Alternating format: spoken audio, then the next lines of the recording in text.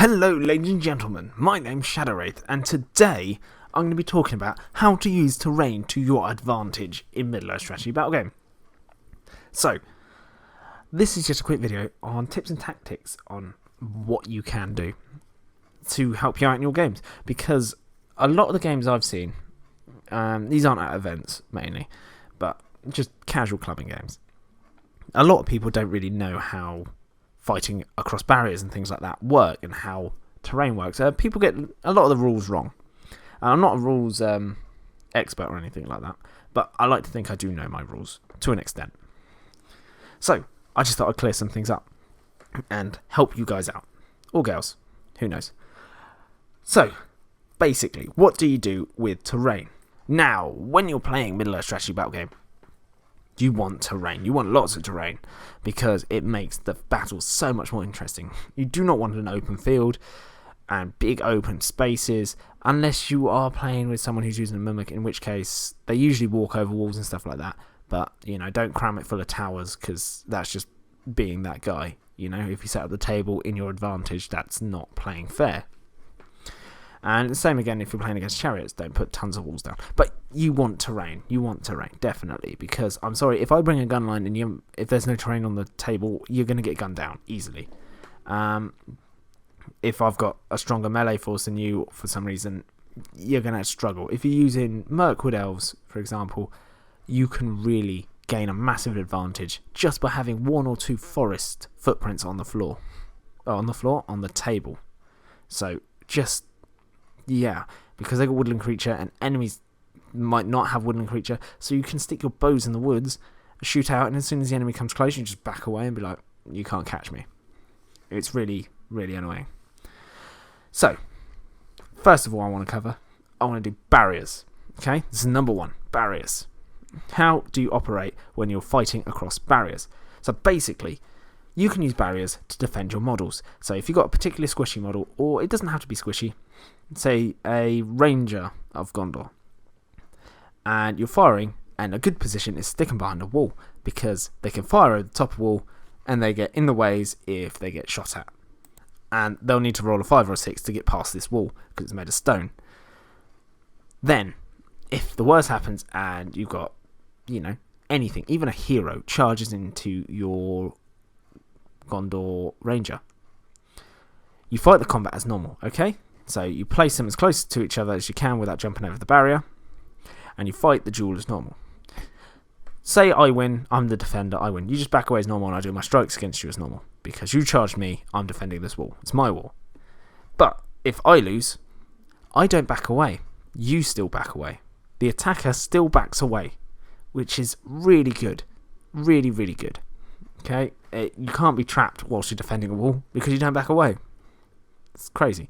On top of that, when you make a strike against me, or strikes if you're a hero or got multiple attacks, you have to roll a 5 or a 6 in the way test. So per attack, you have to roll a dice and roll a 5 or a 6. You then get a chance to wound me. So 2/3 of your attacks will not get through that wall. That is really, really good. A massive advantage for the defender. And it's always worth trying to defend walls. If you set up firing positions, talking like it's a modern game set in the modern era, but hey ho, set up fire positions behind a wall is the most ideal spot for you. Elf bows are ideal for it. Rivendell, because they get bonuses if they stand near your leader and don't move. You can really do that and stick them behind a wall if there's one available. Just keep shooting, and as soon as the enemy come into contact, you can win with your fight value, which means you can kill them, and even if you don't win, it's going to be really hard for the enemy to get into you. Okay, trust me, I know it's painful. When you've got half trolls charging into Gondor Rangers, you should be able to kill them because you've got the fight value and the strength, and they're really squishy, and you can't roll a 5+ on your 2 attacks against them, and you just end up punching a wall or headbutting a wall. It's an incredible tactic, and it can nerf heroes completely. Like, you can have Gothmog charge into you, and he can do nothing even if he wins the fight. It's absolutely brilliant. Again, with that, you can also use walls to trap defenders. Okay? So, let's just say someone's got up against a wall, okay? They're trying to defend a wall, and you manage to get behind them, okay? 8 is bad for the defender anyway, but if it's a hero up against a wall trying to defend it, you can then trap that hero, because usually you've got the 3-point trap, but now to trap them you only need 2 models rather than 3 to commit into them, because you can position it in such a way, you try and make a triangle around them so there's no gap for them to squeeze through, and they can't escape. And you've only used 2 models, which means you only need a hero model and then some other chaff model, rather than using 2 chaff models or 2 good models, whatever. So it makes trapping heroes absolutely fantastic. The best way I've found it to use the barriers is you want to position something scary on one flank. So Urukai crossbows are a really good idea, okay? Because you kind of either have to deal with them or take the bolts to the face, and they're strength 4, so they hurt. And you can use them to defend the wall, which is really, really good, solid tactic, whilst giving them the option. So if you give them 2 options, they can either charge your Urukai crossbowmen, who they want to take out, because they're a nuisance and they can do a lot of damage out of range, but they're fighting over a barrier, or they can take out your pike block that is sat on the other side of them, so to the right of them, or whatever. So they've got 2 options which way they want to go. And that just can make it horrible for them, because they probably don't want to fight either of them. Having Urukai Berserkers up front being supported by like pikes is just nuts. You can really kill loads of things. Anyway, that's enough about barriers. So you can trap models with them, you can defend positions with them, and you can make shooty armies really, really strong. Really, really strong, especially squishy ones. Even normal combat-y ones are fine. So, you know, hobbits, they're really solid behind a wall, because they can chuck stones at you, and then when you charge them, they're really squishy. Well, they're not anymore, because you need to roll 5+ to even get past the wall. Next, we've got woods, okay? So, anything woodland. The reason woods are essential, I think, almost essential to have on the board, is because it's a massive mechanic of the game. Full cavalry lists are a thing in this game, okay? You've got Delon Roth, you've got the fiefdoms, who bring a lot of cavalry as well. You've got the Rohan fully cav list, all with like bows and stuff, or throwing javelins. They're a pain in the bum, and when they charge, 2 attacks, knocking you prone, 4 attack. Yeah, it's just horrible. It's not good for you.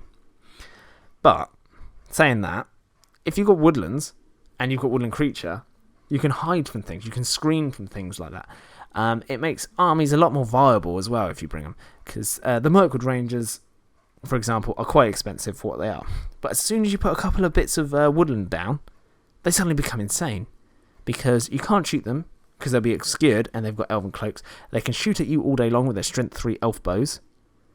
You can't see them, you can't do anything, and then when you finally do get close enough, you have to try and trudge it through these woods, moving at half speed or quarter speed for cavalry. That's the other rule people forget. It is not half speed for cavalry. You're not moving 5 inches, you're moving 2.5 on a horse.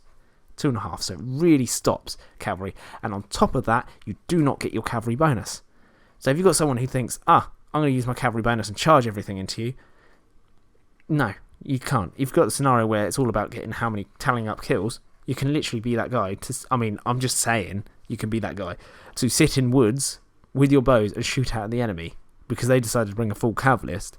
And if they decide to charge in, sure, go for it. They don't have any cavalry bonus, so you've got a much better chance of dealing with them.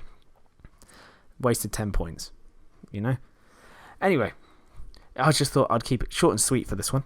They are my tips on how to use terrain, and as well as rules people tend to forget about terrain. So you've got the barrier fighting, which people completely ignore. They just see it as an annoyance that they have to jump over. And woodlands, using them against cavalry and hiding archers in them and things like that. Anyway, thank you ever so much for listening to the video, and I hope you have an absolutely fantastic day, and I'll see you in the next one. Goodbye.